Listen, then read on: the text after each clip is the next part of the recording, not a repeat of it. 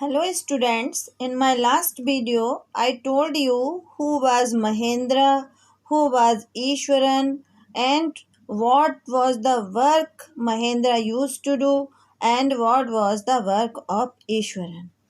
And now I start next story. I continues it. So Mahendra's routine was he would used to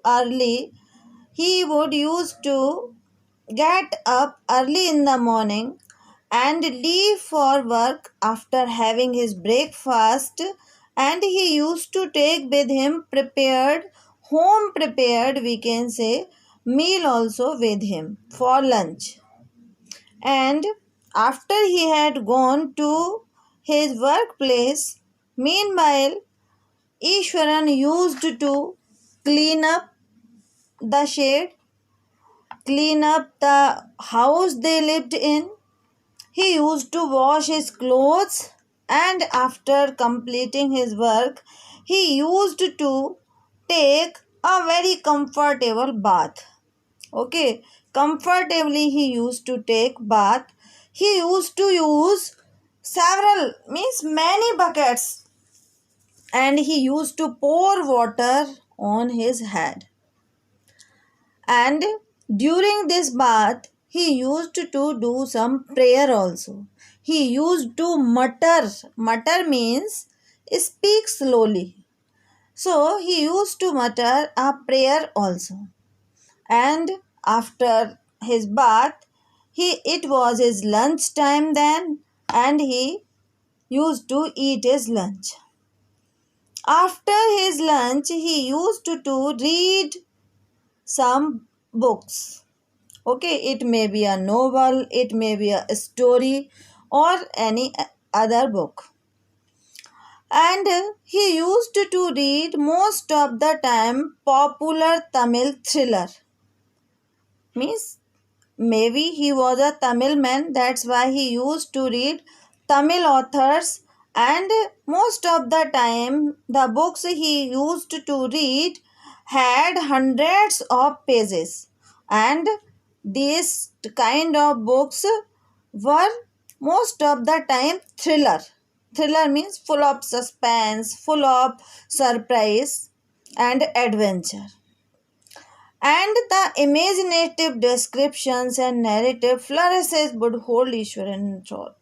And whatever the adventurous imaginative descriptions and the narrative means the book, in this way the novel had been written, it hold Ishwaran's mind. Okay, the description of the book used to hold Ishwaran's mind, and his own descriptions were also greatly influenced by Tamil authors that he read. Means whatever he was reading and whoever Tamil authors he was reading, his descriptions, his own descriptions, suppose he is telling something to someone, he would also mimic these Tamil authors. And suppose he want to tell the smallest of incident, he would not tell it simply. He would fill it with great suspense and surprise. He would try to make the story full of suspense, full of surprise in end. Suppose he is going to describe very simple incident, smallest incident, and he had to say that I was coming from highway and I saw an uprooted tree. But he would not tell it so simply. What he would do? He would try to tell it in dramatic way.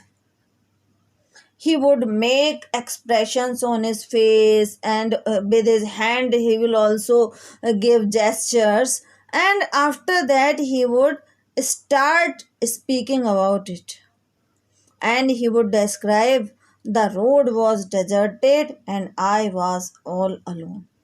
Means He is not saying that when I was coming from highway I saw a fallen tree, but instead he would say the road was deserted and I was all alone. Deserted means where we don't have any person.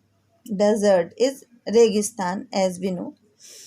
So the road was deserted and I was all alone. Suddenly I spotted something that looked like an enormous bushy beast lying sprawled across the road.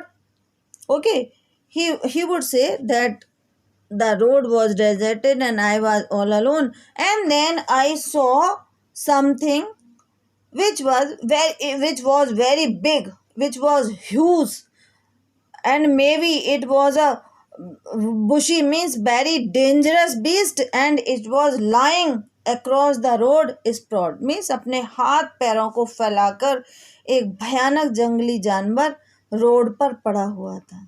And he would continue, I was half inclined to turn and go back.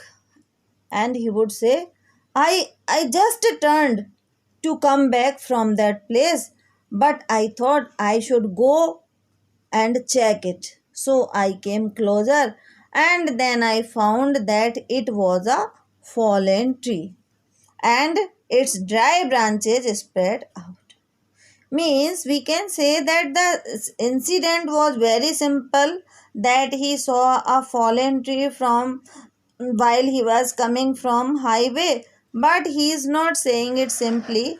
He is making himself in dramatic way. He is bringing expression and gestures, and after that he is describing it differently, and most of the time he used to do this.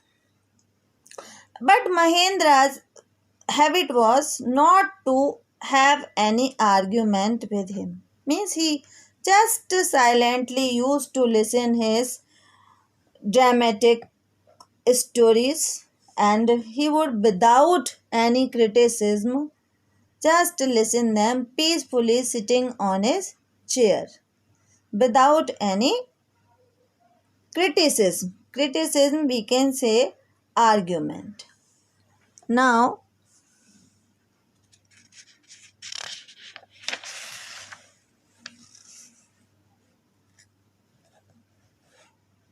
again he would start some other story,